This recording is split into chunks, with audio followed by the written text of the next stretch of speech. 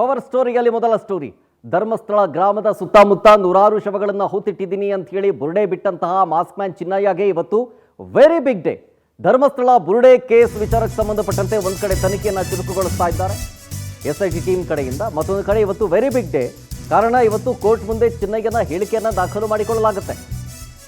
ಹಾಗಾಗಿ mask man ಚಿನ್ನಯ್ಯನ ಹೇಳಿಕೆ ಬಹಳಷ್ಟು ಕುತೂಹಲವನ್ನು ಮೂಡಿಸ್ತಾ ಇದೆ. ಈ ಹಂತದಲ್ಲಿ 183 ಸ್ಟೇಟ್ಮೆಂಟ್ ಕೊಡ್ಲಿಕ್ಕಿದ್ದಾನೆ ಬುರುಡೆ ಮ್ಯಾನ್ ಚಿನ್ನಯ್ಯ. ಈ ಬುರುಡೆ ಬಿಟ್ಟಂತಹ ಚಿನ್ನಯ್ಯನ ಹೇಳಿಕೆ ಮೇಲೆಗೆ ಬುರುಡೆ ಗ್ಯಾಂಗ್ನ ಭವಿಷ್ಯ ನಿಂತ್ಕೊಂಡಿದೆ. CN ಚಿನ್ನಯ್ಯ ಹೇಳಿಕೆಯನ್ನ ದಾಖಲು ಮಾಡೋ ವಿಚಾರ ಸಂಬಂಧ ಏನು ಸ್ಟೇಟ್ಮೆಂಟ್ ಕೊಡ್ತಾನೆ ಅನ್ನುವಂತಹ ಕುತೂಹಲ ನಾಡಿನ ಜನರಿಗಿಂತ ಈ ಬುರುಡೆ ಗ್ಯಾಂಗಿಗೆ ಜಾಸ್ತಿ ಇದೆ.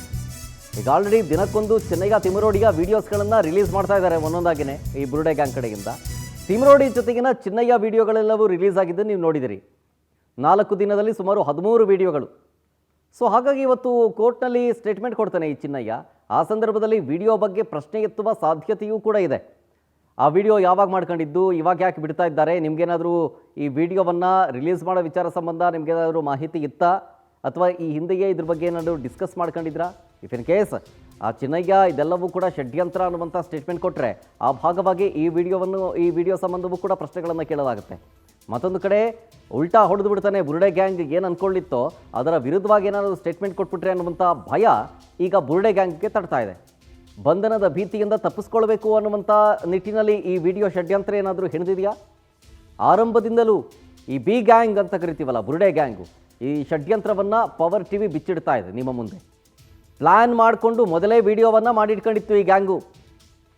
ಈ ಚಿನ್ನಯ್ಯ ಎಸ್ಕೇಪ್ ಆದರೆ ಹಿಂಗೆ, ಸರೆಂಡರ್ ಆದರೆ ಹಿಂಗೆ, ಕಾಣೆಯಾದರೆ ಹಿಂಗೆ, ಅಕಸ್ಮಾತ್ ಏನಾದರೂ ಹೆಚ್ಚು ಕಮ್ಮಿಯಾಗಿ ತೀರಿ ಹೋದರೆ ಹಿಂಗೆ, ಯಾವ ವಿಡಿಯೋವನ್ನು ಯಾವ ಹಂತದಲ್ಲಿ ರಿಲೀಸ್ ಮಾಡಬೇಕು, ಹೀಗೆಲ್ಲ ಈ ಬುರುಡೆ ಗ್ಯಾಂಗು ಪಕ್ಕಾ ಪ್ಲ್ಯಾನ್ ಮಾಡಿಕೊಟ್ಟಿತ್ತು.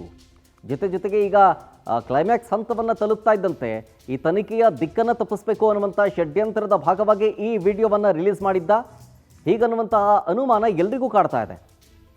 ಈಗ ಚಿನ್ನಯ್ಯ ಜೈಲು ಪಾಲಾದ ಮೇಲೆ ಒಂದೊಂದೇ ವಿಡಿಯೋಗಳನ್ನು ರಿಲೀಸ್ ಮಾಡ್ತಾ ಇರೋದೇ ಈ ಅನುಮಾನಗಳಿಗೆ ಕಾರಣ. ಈ ಹಿಂದೆ ರೆಕಾರ್ಡ್ ಮಾಡಿಕೊಂಡಂತಹ ವಿಡಿಯೋವನ್ನು ಇವಾಗ ರಿಲೀಸ್ ಮಾಡ್ತಾ ಇರೋದು ಯಾಕೆ? ಅದು ಕೂಡ ಹಂತವಾಗಿ. ಒಂದು ಸಲ ವಿಡಿಯೋ ಬಿಟ್ಟರೆ ಕಂಪ್ಲೀಟ್ ಕೊಡಬೇಕಾಗಿತ್ತು, ಬಿಡಲಿಲ್ಲ. ಇದರ ಜೊತೆಗೆ ಇಫ್ ಇನ್ ಕೇಸ್ ಅದನ್ನು ಹಳೆ ವಿಡಿಯೋ ಅಂತ ಕೇಳಿ ಅದನ್ನು ನಿರಾಕರಿಸಿ ಅಪ್ಲೋಡ್ ಮಾಡ್ದೇನೂ ಕೂದಲಿಲ್ಲ. ಈಗ ಕೋರ್ಟ್ ಮೆಟ್ಟಿಲು ಹತ್ತಿದೆ. ಚಿನ್ನಯ್ಯ ಸ್ಟೇಟ್ಮೆಂಟ್ ಬೇರೆ ಕೊಡೋ ನಿಟ್ಟಿನಲ್ಲಿ ಆತನನ್ನು ಹೆದರಿಸುವಂತಹ ಕೆಲಸ ಏನಾದ್ರು ಆಗ್ತಿದೆಯಾ ಅನ್ನುವಂಥ ಅನುಮಾನದ ಮೇರೆಗೂ ಕೂಡ SIT ಟೀಮ್ ಕಾರ್ಯಪ್ರವೃತ್ತ ಆಗಿದೆ. ಸೊ ನೋಡಬೇಕು ಇವತ್ತು ಕೋರ್ಟ್ನಲ್ಲಿ ಏನಾಗುತ್ತೆ ಅಂತ, ಚಿನ್ನಯ್ಯ ಏನು ಸ್ಟೇಟ್ಮೆಂಟ್ ಕೊಡ್ತಾನೆ ಅದನ್ನು ಕಾದು ನೋಡಬೇಕು.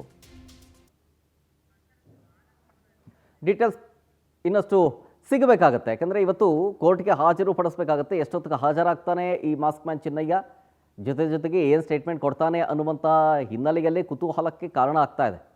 ಡೀಟೇಲ್ಸ್ ಕೊಡ್ತಾರೆ ಇದ್ರ ಬಗ್ಗೆ ನಮ್ಮ ಪ್ರತಿನಿಧಿ ಆನಂದ್ ಫೋನ್ ಸಂಪರ್ಕದಲ್ಲಿ. ಆನಂದ್, ಎಷ್ಟೊತ್ತಿಗೆ ಶುರುವಾಗುತ್ತೆ ಕೋರ್ಟ್ ಕಲಾಪ? ಜೊತೆಗೆ ಈತ ಕೋರ್ಟ್ಗೆ ಹಾಜರಾಗೋ ನಿಟ್ಟಿನಲ್ಲಿ ಏನು ಸ್ಟೇಟ್ಮೆಂಟ್ ಕೊಡ್ತಾನೆ ಅಂತ ಪುಕ ಅಂತ ಇದೆ ಈ ಬುರುಡೆ ಗ್ಯಾಂಗ್ಗೆ. ಅದರ ಸಂಬಂಧನೇನ ಈ ಷಡ್ಯಂತ್ರದ ಭಾಗವಾಗಿ ಈ ತನಿಖಾ ಭಾಗವಾಗಿ ತಪ್ಪಿಸ್ಕೊಳ್ಬೇಕು ಅಂತ ವಿಡಿಯೋ ರಿಲೀಸ್ ಮಾಡಿದ್ದು ಹಂತವಾಗಿ?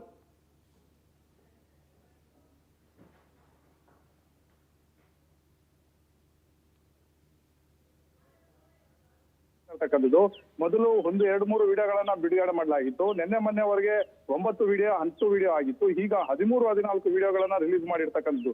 ಇದೆಲ್ಲವೂ ಕೂಡ ಪ್ರೀ ಪ್ಲಾನ್ಡ್ ಅನ್ನೋದು ಮೇಲ್ನೋಟಕ್ಕೆ ಗೊತ್ತಾಗ್ತಾ ಇದೆ. ಯಾಕೆಂದ್ರೆ ಈ ಹಿಂದೆಯೇ ಅವರು SIT ತನಿಖೆ ವೇಳೆ ಈ ಒಂದು ವಿಡಿಯೋಗಳನ್ನ ಬಿಡುಗಡೆ ಮಾಡಬಹುದಾಗಿತ್ತು.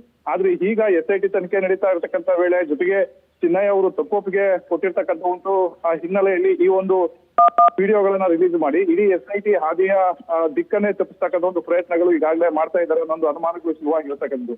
ಸದ್ಯ ಈಗ ಪ್ರಮುಖವಾಗಿ ಇವತ್ತಿಗೆ ಮಧ್ಯಾಹ್ನ ಚಿನ್ನಯ್ಯ ಅವರನ್ನ ಬೆಳ್ತಂಗಡಿ ಕೋರ್ಟ್ಗೆ ಹಾಜರುಪಡಿಸಿದ್ದಾರೆ.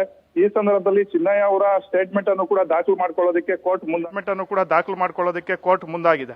ಹಾಗಾಗಿ ಈ ವಿಡಿಯೋಗಳನ್ನ ಈ ಮಧ್ಯೆ ಬಿಡುಗಡೆ ಮಾಡಿರ್ತಕ್ಕಂಥದ್ದು ಕೂಡ ಸಾಕಷ್ಟು ಅನುಮಾನಗಳಿಗೆ ಎಡೆ ಮಾಡಿಕೊಟ್ಟಿರ್ತಕ್ಕಂಥದ್ದು. ಜೊತೆಗೆ ಈ ಬುರುಡೆ ಗ್ಯಾಂಗ್ ಪರ ವಕೀಲರೇನಿದ್ದಾರೆ ಇವರು ಕೂಡ ಕೋರ್ಟ್ಗೆ ಈ ಒಂದು ವಿಡಿಯೋಗಳನ್ನು ಸಲ್ಲಿಕೆ ಮಾಡ್ತಕ್ಕಂಥ ಒಂದು ಸಾಧ್ಯತೆಗಳಿದೆ. ಹಾಗಾಗಿ ಕೋರ್ಟ್ ಚಿನ್ನಯ್ಯ ಮಾತನಾಡಿರ್ತಕ್ಕಂಥ ವಿಡಿಯೋಗಳೇನಿದೆ ಅದರ ಬಗ್ಗೆನೂ ಕೂಡ ಮಾಹಿತಿ ಕೇಳ್ತಕ್ಕಂಥ ಒಂದು ಸಾಧ್ಯತೆಗಳು ಹೆಚ್ಚಾಗಿರ್ತಕ್ಕಂಥದ್ದು.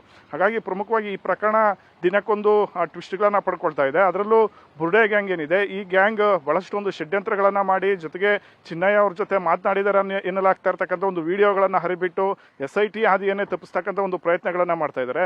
ಮುಂದೆ ಕಾನೂನಿನಿಂದ ಪಾರೋಗೋದಕ್ಕೂ ಕೂಡ ಇಂಥ ಒಂದು ಷಡ್ಯಂತ್ರಗಳನ್ನು ಮಾಡ್ತಾ ಇದ್ದಾರೆ ಅನ್ನೋ ಒಂದು ವಿಚಾರಗಳು ಕೂಡ ಈಗ ಸಾಬೀತಾಗ್ತಾ ಇರ್ತಕ್ಕಂಥದ್ದು. ಶರತ್. ಗಾಗಿ